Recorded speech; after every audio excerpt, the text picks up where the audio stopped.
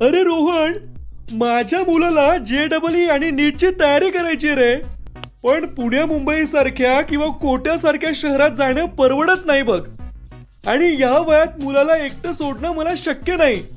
अरे अजित, तुला माहित नाही का, स्टुडंट ट्युटोरियल चिपळूणमध्येच आहे आणि तिथं हुशार आणि गरजू विद्यार्थ्यांना शिष्यवृत्ती मिळण्याची संधी सुद्धा आहे.